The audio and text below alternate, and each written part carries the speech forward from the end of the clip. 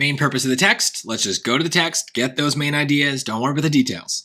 During Rome's Republican period, which ended in the 1st century BCE, libraries were predominantly owned by wealthy individuals who tightly controlled access to their book collections.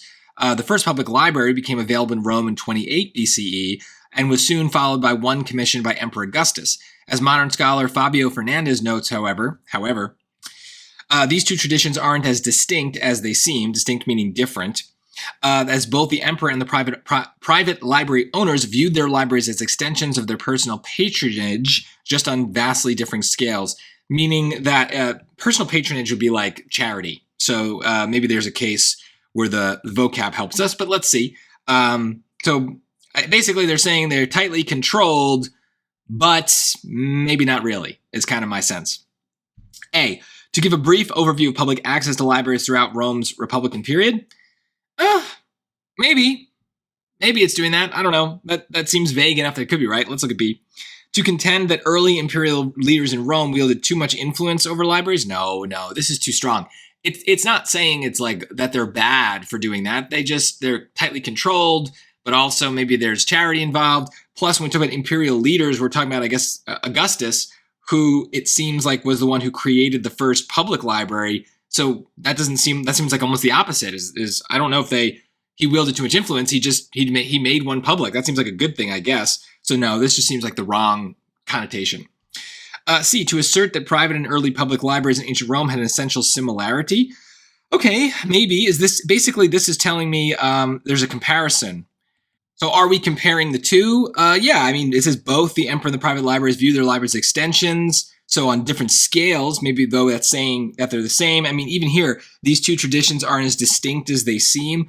This does seem to be making a comparison. It's saying that they're similar, but it's doing it in that classic SAT way of saying it's not different, right? So if it's not different, it's the same, right? Or the similar.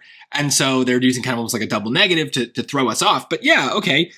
I feel like that maybe works. Let's go to D. To call into question the notion that private Roman libraries disappeared. No, I don't know if they disappeared at all. I don't care. This is completely wrong. So going back to A, I like C better because it has this kind of very strong idea, this relationship of a comparison. And then so does the passage, right? So I love relationships in passages, relationships in choices, comparing things, contrasting things. One is going up, one is going down, all that stuff really seems to be what these passages are about at heart. Let's see if we can find something like that in A. Does it give a brief overview of public access to libraries throughout Rome's Republican period?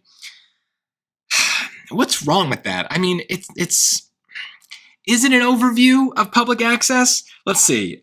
They're saying they're owned by individuals, so it's tightly controlled. So there's, I guess, no public access there. The first public library became available in Rome in 28 BCE and was soon followed by one commissioned by Emperor Augustus. So maybe that's talking about public access. As modern scholar, whatever, notes these traditions are not that different. I mean, honestly, for me, throughout Rome's Republican period, I guess this just seems like the wrong time. So the first sentence is about the Republican period, and it's saying that the wealthy individuals controlled it.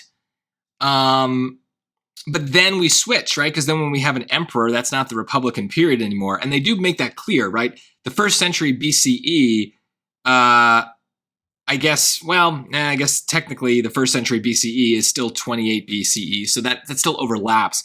I don't want to use my own knowledge of Roman history here if I can avoid it. But obviously an emperor, not really a republic if you've got an emperor. So yeah, I think that to me,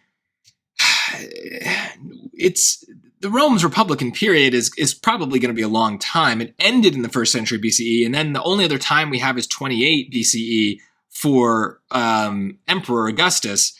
That doesn't really feel like an overview of it. It feels like maybe a specific moment in time. So I don't know. It doesn't feel like an overview. I don't love eliminating this choice because of that.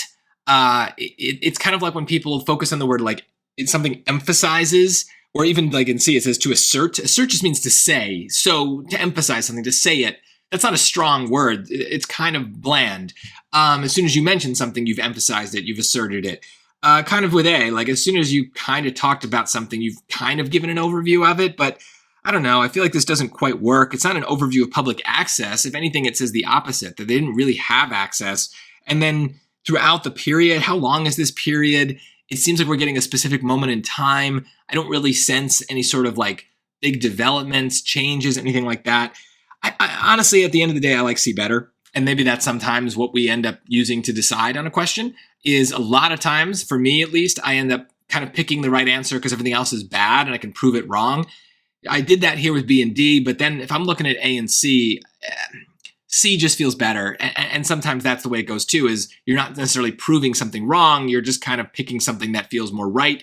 I really love that C is emphasizing a comparison. And then when I go to the passage, I see a lot of comparison words. So that to me feels like a very strong idea, something that I would normally be afraid of in an answer choice. But the fact that I see like matching ideas, matching words in the passage itself, that's a really good sign. That's proof it's right. And so I would feel pretty confident about this.